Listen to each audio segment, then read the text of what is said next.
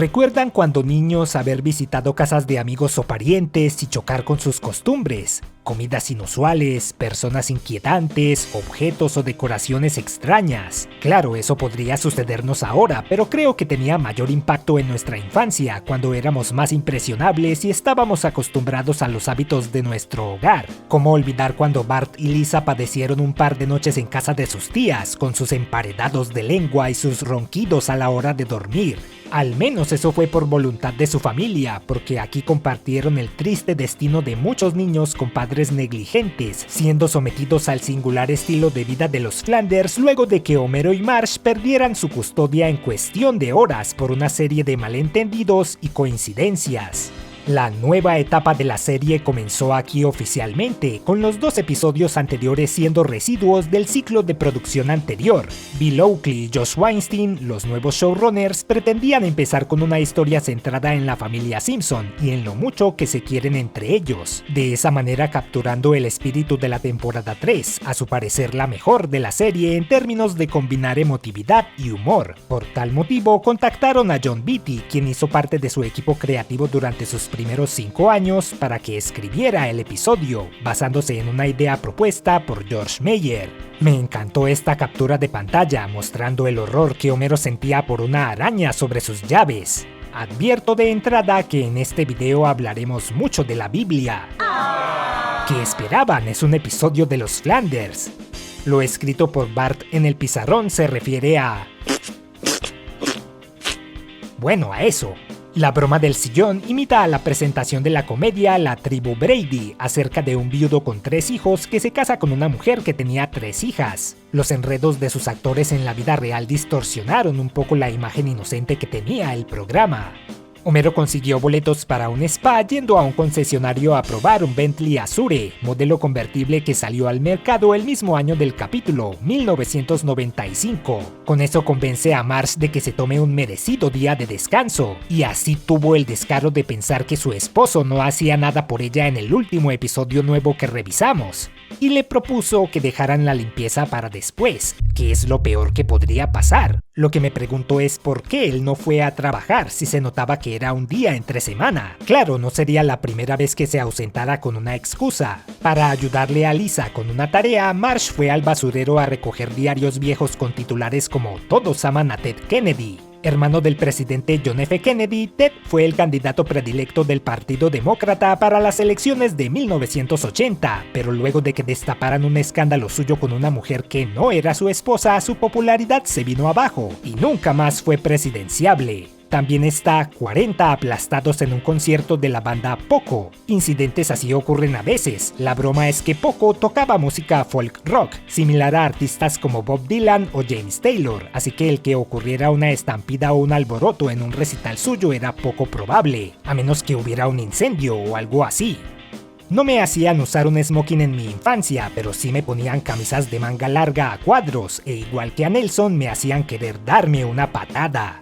Mientras que Bart se contagió de piojos por un mono capuchino que Milhouse encontró en un cesto adquirido por su familia, este último al parecer contrajo algo mucho más grave debido al animal, algo inspirado por el filme Epidemia, también de 1995, en donde un mono capuchino como este fue el responsable del brote de un virus. Hablando de eso, por ahí vi que están usando imágenes de 2 episodios distintos para alegar que los Simpson predijeron la viruela del mono. Nunca cambies internet. Las niñas que se burlan de Lisa por tener bichos son las mismas que las matonearon a ella y a Allison en La Rival de Lisa. Había potencial ahí, en que ella tuviera su grupo de bravuconas dedicadas en lugar de tener que incluir a Shauna entre los enemigos de Bart para molestarla. Se supone que el tipo que se quita la toalla cuando Homero y Marge están en el sauna del spa es Don Vittorio DiMaggio, el padrino de la mafia. Se nota por su voz en inglés. If that mafia guy weren't staring at us, I'd take off my towel. Oh, don't mind me. Look, I do it first. I am so glad I had a chance to meet you. La entrada de los oficiales de bienestar infantil copia el estilo y la música del Batman de los 60. Se nota que les encantaba esa serie, y no los culpo, es muy parodiable. La apariencia de la mujer oficial se basa en una profesora bastante estricta que Oakley y Weinstein tuvieron en el colegio, representándola aquí a modo de venganza. Al hallar la casa repleta de basura y a los niños hechos un desastre, los oficiales asumieron que vivían en esas condiciones y fueron arrebatados de sus padres. Casos de negligencia paternal ocurren todo el tiempo y en todas partes. Por ejemplo, precisamente en estos días encontré una nota de una mujer japonesa de 21 años que dejó a sus 3 hijos en casa para irse a beber. ¿Quién sabe qué les deparará el destino a esas pobres criaturas? Dudo mucho que sean enviados con sus vecinos religiosos o si siquiera quedarán juntos en un hogar adoptivo. Lo visto en el episodio es mucho más chocante porque sabemos que fue un error. La barrera multiforme entre las casas de los Simpson y los Flanders surge de nuevo, a veces de madera, a veces una pared de helechos y aquí ni siquiera existe, para que así la policía pudiera poner distancia entre los Simpson y los nuevos huéspedes de sus hijos.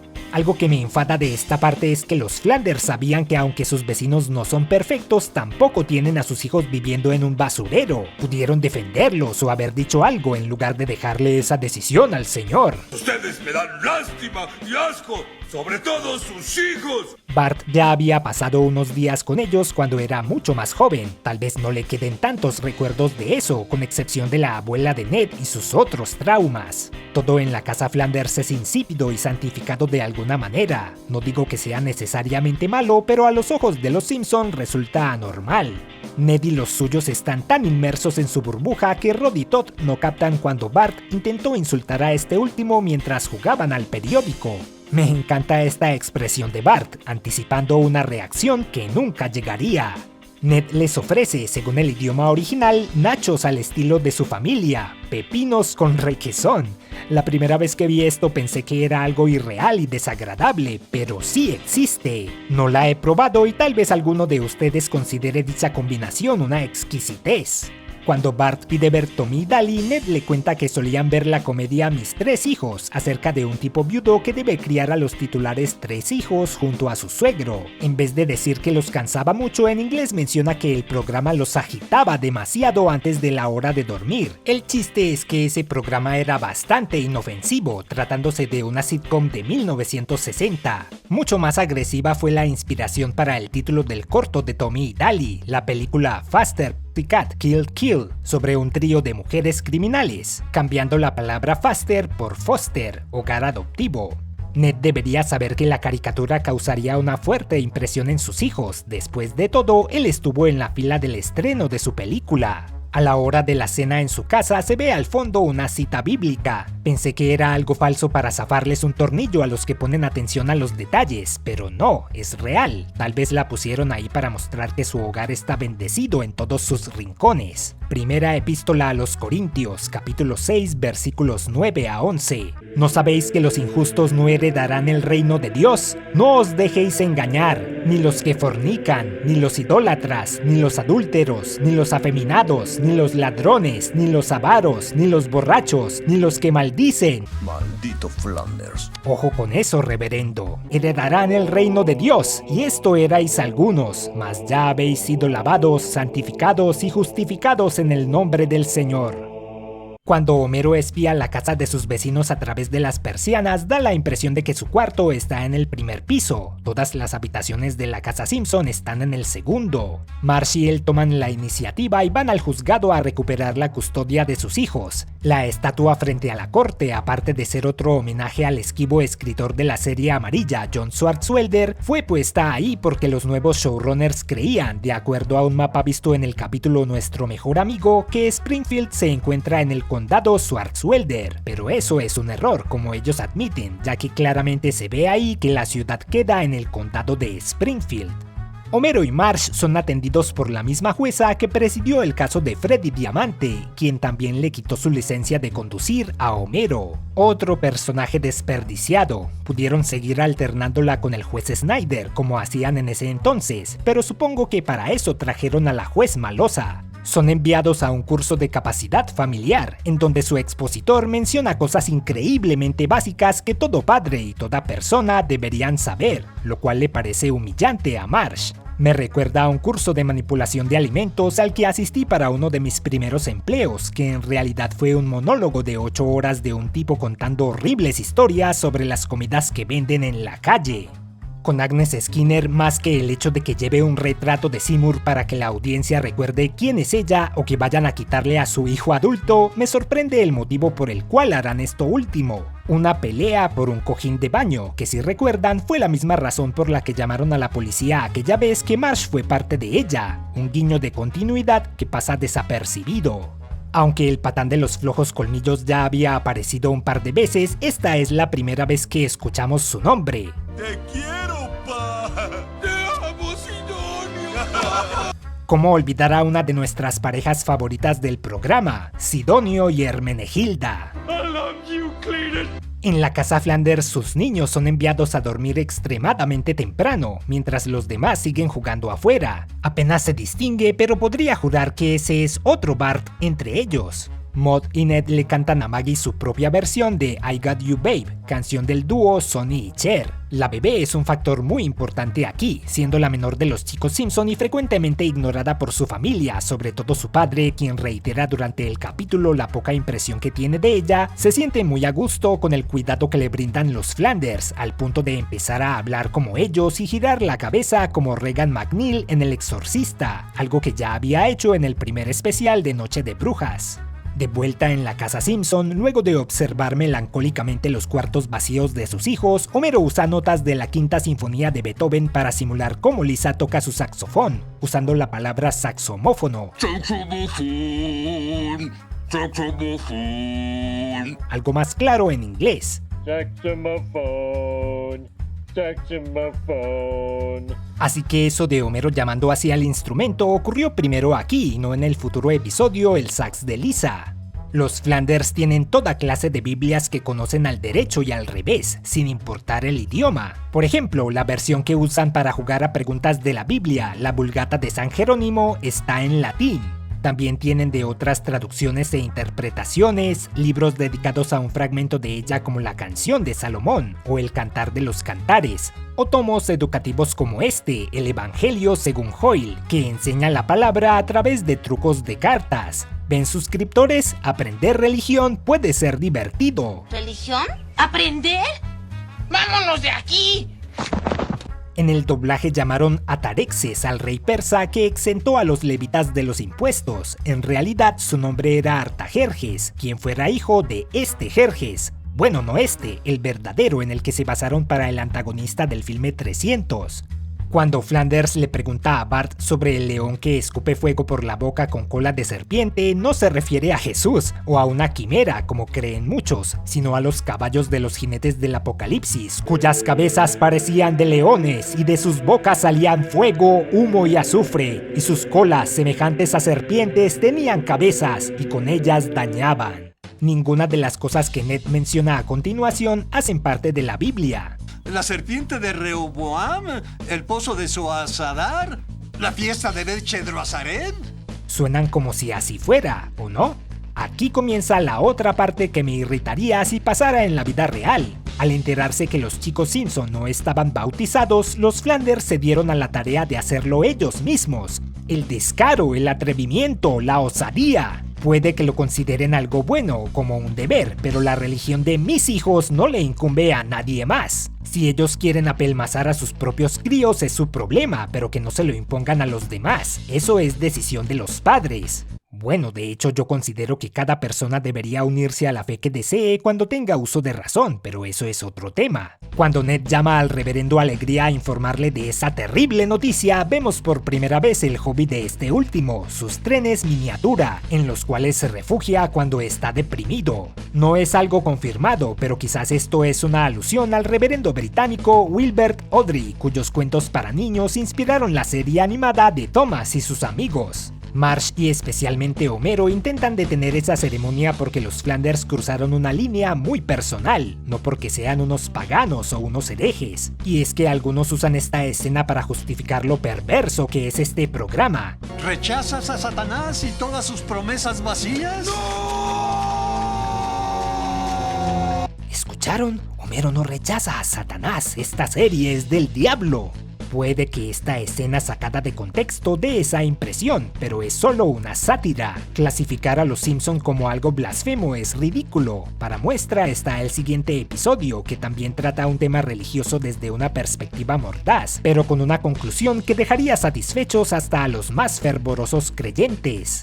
Al recibir el agua bautismal, la mente de Homero se ilumina temporalmente. Sería muy interesante si sucediera así en la vida real, y nombra a dos importantes figuras religiosas. San Agustín de Hipona fue un teólogo y filósofo del siglo IV que profesaba el maniqueísmo, religión que se consideraba a sí misma la definitiva al rendirle culto a un profeta que vino luego de Jesús y Buda. Eso hasta que viajó a Milán, en donde un colega suyo, el orador Ambrosio, lo convenció de convertirse al cristianismo. Esto al parecer coincidió con la época en la que el emperador romano Teodosio I declaró esta religión como legítima y condenó a los monjes maniqueos a muerte. Tal vez los historiadores o las personas de la audiencia que hayan sido bautizadas puedan ampliar el tema en los comentarios. Dicen los productores que el frenético final del capítulo fue inspirado en parte por el cierre del filme El Padrino, en donde también tiene lugar un bautizo acompañado de una dramática música de órgano. Maggie rompe la tensión entre las dos familias, eligiendo a la suya de vuelta gracias a Marge, la única Simpson con la que tiene un vínculo especial. Lo de apelmazar los libros fue agregado por el doblaje, ya que el chisme de Bart y Lisa sobre los Flanders en el original dice que guardan latas de pintura en su garaje, dando a entender así que no era tan limpio como parecía ser, pero me gusta más el diálogo del doblaje latino en este caso. Opino que cumplieron su objetivo de evocar la esencia de las primeras temporadas, momentos desgarradores como Homero y Marge perdiendo a sus hijos y estos manifestando lo mucho que los extrañan, se combinaron hilarantemente con la excentricidad de los Flanders y lo ridículo del sistema gubernamental de protección infantil. Me asombra cómo, a pesar de lo bondadoso que aparenta ser, lograron que viéramos a Ned como el villano. No hay nada de malo en creer en algo, pero cuando se lleva a los extremos resulta en comportamientos absurdos o inquietantes, y esa siempre ha sido una de las bases del humor de Flanders. A pesar de que aquí sí tendría toda la razón en guardarle rencor a su vecinerijillo, Homero no lo demostró porque él y su esposa estaban más preocupados por sus hijos, como debe ser. Episodios como estos demuestran que la familia Simpson, en su disfuncionalidad, no necesita perseguir la perfección para ser felices. Gran emotividad y mejor humor. Lo más increíble de todo es que logré leer varios pasajes de la Biblia sin estallar en llamas. Aún no, youtuber hereje, dirán las Helen alegrías viendo ahora.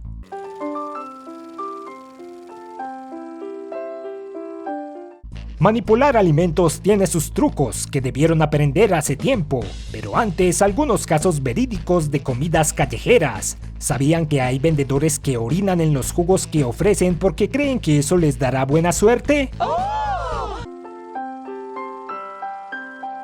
Y de eso están hechas realmente las palomitas de los cines. Ah, y no se les olvide lavar los vegetales antes de cocinarlos, eso es muy importante. Esto es muy humillante. Lavar los vegetales. Sí, claro. ¡Halo, miembrecillos! Benditos sean por sus colaboracioncillas. Como ellos mismos pueden contarles, su contribución les da acceso a nuestros streams antes de la hora de dormir, es decir, antes de las 7 de la noche, en donde jugamos a preguntas de la Biblia mientras comemos helado sin sabor y bautizamos a cualquiera que no esté en la gracia de Max Power. Y super gracias a los que dejaron un super comentario, aunque la próxima vez en lugar de preguntas sobre esa diabólica serie amarilla, preferiría que dejaran un salmo o un versículo que nos ilumine a todos.